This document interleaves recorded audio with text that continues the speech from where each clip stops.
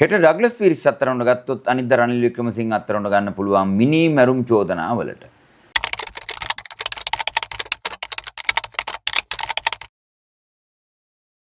යුක්තිසහගත මනුෂ්‍ය ඝාතන. අර වදකාකාරවල ඉන්න මිනිස්සු ආණ්ඩුවට ඉතර දැක්වෙච්ච මිනිසුන් ඉවත් කෙරුවා කියන්නේ යුක්තිසහගත ලෙස මරා දාන ඒවා. ඒ කියන්නේ නියෝජ්‍ය පොලිස්පති නලින් දෙල්ගොඩ. එතකොට ඩග්ලස් පීරිස් කියන්නේ අලුගෝසුවේ. ඒ අලුගෝසුවට අවසානයේ 2000 මේ වඩලන්ද වාර්තාව එදත් ඇදුනා 2000. ඒ 2000 ඇදිලා අන්තිමට ඔහුට අත්අඩංගුවටපත් වෙන්න සිද්ධ වුණා. ඔහු වමාරන්න හැදුවා බොහෝ දේවල්. අන්තිමට ඔහු අත්අඩංගුවේදී ඇපිල් උසාවියේ ඇපිල් එකක් ඇපිල් මේ ඇප අරගෙන ඔහු රට පැන්නා. කොමිසමටත් ওই වගේම එකම එක දවසක් ඇවිල්ලා සාක්කියක් දීලා ඔහු දෙවෙනි දවසේ නැතුව පස්සේ CID එක වාර්තා කරුවා කොමිසමේ තියෙනවා ඒක.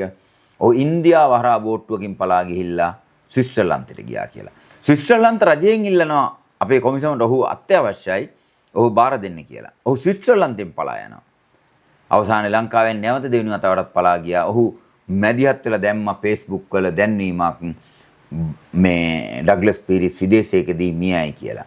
දැන් අපි සහසුද්දෙන් දන්නවා මතක තියාගන්න මේක විශේෂ වැදගත් කාරණයක්. ඩග්ලස් පීරිස් ජීවතුන් අතර ඉන්නවා. එතකොට අදාළම පුජ්‍යලයා මේ. එතකොට ඔහු දැනුත් ලංකාවේ ඉන්නවා. එහෙනම් අපි ආණ්ඩුවට කියනවා ආණ්ඩුවට උවමනාවක් තියෙනවා නම් හෙට මගෙන් අහන්න තොරතුරු දන්නවා නම් කියන්න කියලා මම කියන්න. එතකොට අපිට පුළුවන් ඩග්ලස් පීරිස් වමාරණ දේවල් එක්ක හෙට ඩග්ලස් පීරිස් අත්අඩංගුවට ගත්තොත් අනිද්දා රනිල් වික්‍රමසිංහ අත්අඩංගුවට ගන්න පුළුවන් මිනි මැරුම් චෝදනාවලට.